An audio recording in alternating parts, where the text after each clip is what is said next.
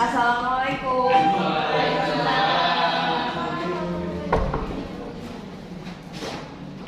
Udah siap belajar hari ini?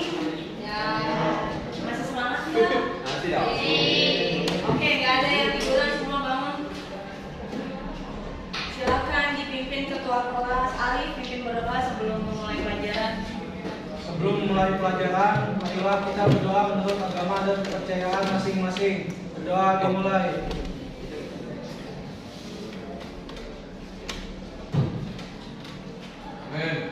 Doa selesai. Memberi salam. Assalamualaikum warahmatullahi wabarakatuh. Waalaikumsalam warahmatullahi wabarakatuh.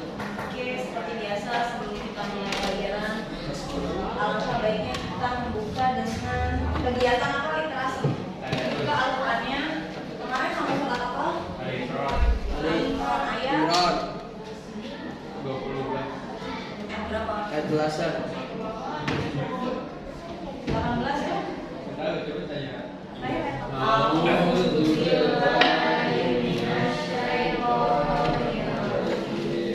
Bismillahirrahmanirrahim. Alhamdulillahirabbil alamin. Ar-Rahmanir-Rahim. Maliki berpegang kepada kitab Allah untuk memutuskan perkara di antara mereka. Kemudian sebagian dari mereka berpaling seraya menolak kebenaran. Oke, semoga yang belum bisa membaca dan tidak mau membaca diberikan hidayah oleh Allah. Dan yang membaca mendengarkan artinya diberikan pahala yang berlipat ganda dan menjadi berkah. Amin ya Allah. Oke, sekarang lanjut menyanyikan lagu kebangsaan Indonesia Raya. Satu. Hiduplah Indonesia Raya. Dua. Indonesia tanah airku, tanah tumpah darah. Di sanalah aku berdiri, jadi pandu ibu. Indonesia yang merdeka, merdeka, dimulai Indonesia Raya. Oke, sebelum duduk silakan dicek ada sampah nggak di bawah kolong. Oke, bersih. Silakan sekarang dibuka buku pelajarannya. Buku apa pelajaran apa sekarang? Sama bukunya ekonomi.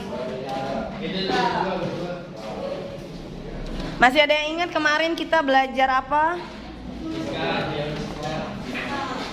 Pertemuan lalu kita sudah belajar apa? Kebijakan fiskal. Untuk apa kebijakan fiskal? Untuk mengatur peredaran uang, mengatasi inflasi. Sekarang kita membahas tentang perdagangan internasional. Ada yang tahu nggak kenapa sih kita harus belajar ini? Kira-kira kenapa kita harus belajar ini?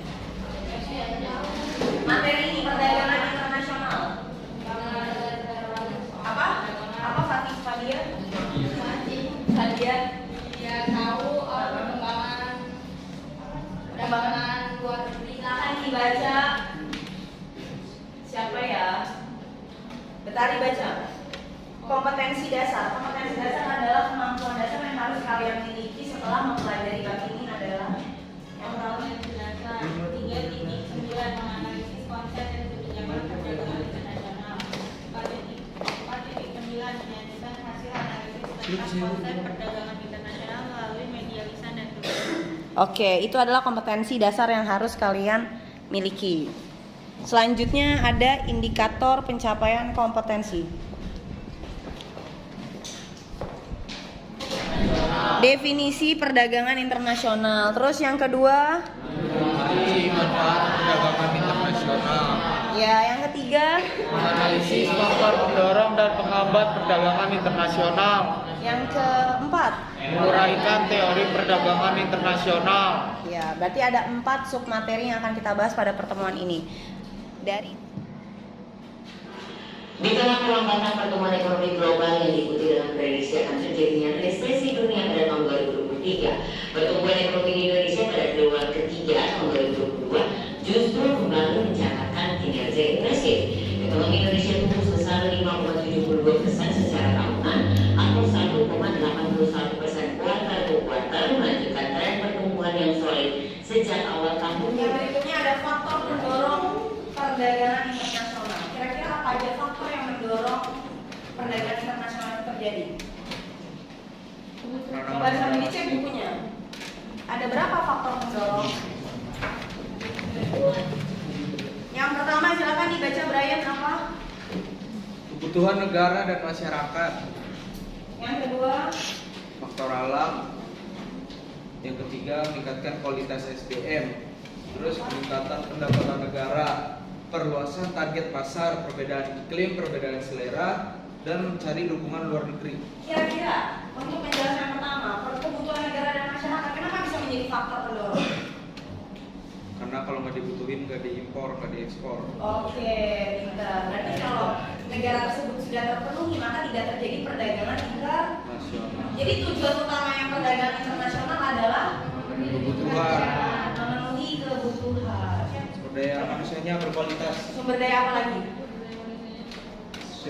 Ini teknologi. Teknologi, terus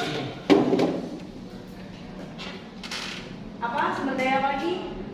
Uang, namanya apa uang? Moneter. Modal. Modal. Moneter aja. Faktor produksi ya, faktor produksi masih ingat? Modal skill. SDA, terus SDM. SDM manusia. Modal. Di scan barcode-nya. Ibu hanya mengambil top 3, 3 terbesar tercepat. Enggak 3. Masa 5 mulu? 3. Janganlah, 3 aja. Bisa nggak di scan barcode-nya? Soalnya yang di bawah, baca coba. Soalnya apa? Mana sih? Soal. Saya ditangkap. Game over. Ya, Skornya 1. apa sih ini gimana sih? Ada soal, kamu jawab, tapi harus ada di bawah, kamu nggak baca. Harus melewati Ini yang dimaksud setan. dengan keunggulan mutlak. Terus Nah, jawabnya yang dimaksud gimana? dengan keunggulan mutlak adalah cari jawabannya. Oh. Itu baik jam 2 sih. Baik jam 2. Kenapa serius banget? Susah ya? Enggak, siapa yang mau ngasih duit? Coba di play lagi. Jadi yang pertama itu adalah Arif. Oke, beri tepuk tangan untuk Arif. Yeay. Arif. Coba kita mainin dari ulang sebentar, kita review bener nggak jawabannya? Start again. Start again. Buset apa? Nggak apa-apa. Coba start again. Dibaca Arif yang kencang. Munculnya perusahaan-perusahaan waralaba khususnya Munculnya perusahaan-perusahaan waralaba franchise di bidang restoran. Iya, itu kemampuan. menandakan adanya perdagangan internasional yang dilakukan masyarakat Indonesia dengan masyarakat luar negeri yang didorong oleh adanya Apa jawabannya? kesamaan selera, Bu. Persamaan selera. Oke. Nomor 2. Oke, duduk semua di kelompoknya masing-masing. Oke, udah. Sudah duduk sesuai kelompoknya masing-masing. Silakan duduk sesuai kelompoknya masing-masing. Dirapikan bangkunya. Udah, Bu. Udah. Kelompok 1 mana? Kelompok 1 Ari, Dea, Victor, Anaya.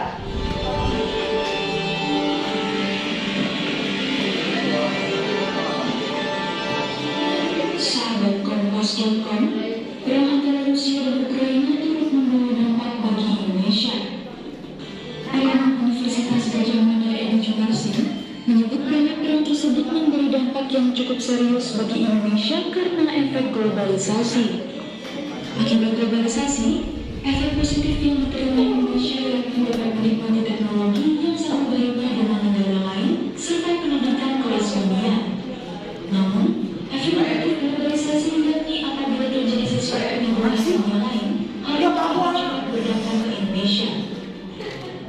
Lantas, apa saja dampak yang dapat dirasakan Indonesia? Dengan bahan utama kebanyakan dari gandum.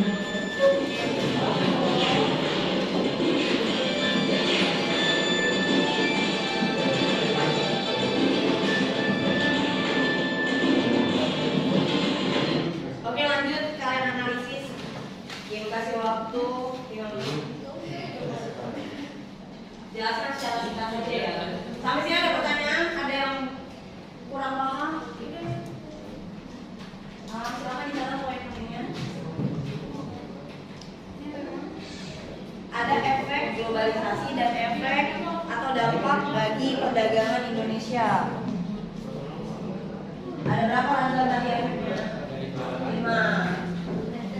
Yang pertama apa? Aliran uang. Maksudnya? Yang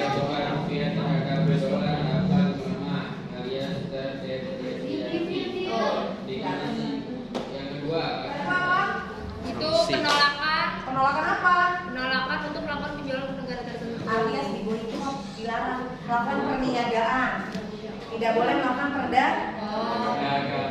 Ya, jadi kita mau ekspor nggak bisa, dilarang kan? Di Rusia di embargo. Ya itu politik luar negeri. Kelompok 1 maju. Yang lebih semua mau presentasikan hasil diskusinya.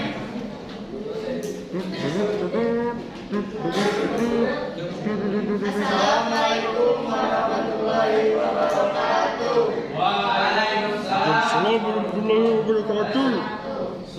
Kami dari kelompok 1 ingin mempresentasikan hasil kerja. Ya, hasil diskusi. Untuk pertanyaan nomor 1, apa jawabannya? Efek positif dan efek negatif dari globalisasi akibat perang. Dampak dari perang Rusia Ukraina bagi perekonomian yang dirasakan Indonesia. Yang pertama ada aliran uang. Nilai tukar rupiah terhadap dolar dapat melemah alias terdepresiasi. Apa efek bagi Indonesia? Apa dampaknya bagi Indonesia? Kehilangan Kehilangan pendapatan dari sisi ekspor. Apa aja yang diekspor? Ayo, yang tadi bicara nggak apa aja yang diekspor? gandum, Iya, orang gandum aja impor. Apa? Karet, terus minyak mentah sama kakao. Oke, sampai sini ada pertanyaan? Jelas semua ya? Jadi, taruh sebentar. Jadi dampak bagi perekonomian Indonesia, dari Indonesia adalah ada 5. Yang pertama aliran tidak stabilnya nilai tukar. Terus yang kedua pasar tidak stabil, benar nggak? Tadi benar nggak di sana? Coba dibaca Ranzan. jadi nggak enak. Saya tidak senang. Apakah Gilang senang dengan pembelajaran interaktif tentang perdagangan internasional? Gimana? Senang nggak? Silakan ditulis jurnal refleksinya diisi sambil kita melakukan refleksi. Jadi hari ini kita sudah belajar apa saja? Perdagangan internasional. Ada berapa poin yang bisa kalian simpulkan? Yang pertama teori perdagangan internasional ada 2. Apa teori apa dan apa? Absolut dan komparatif FFP. Terus meningkatkan devisa.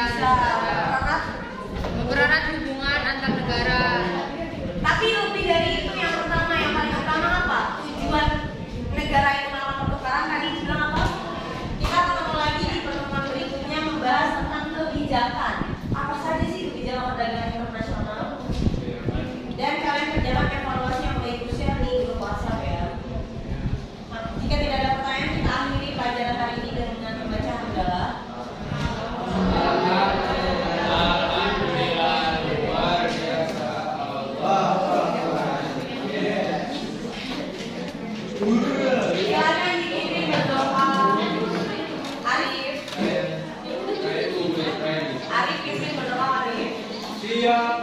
Siap.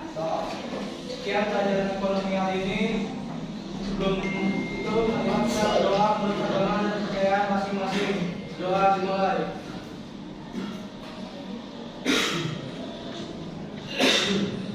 Doa selesai. Memberi salam.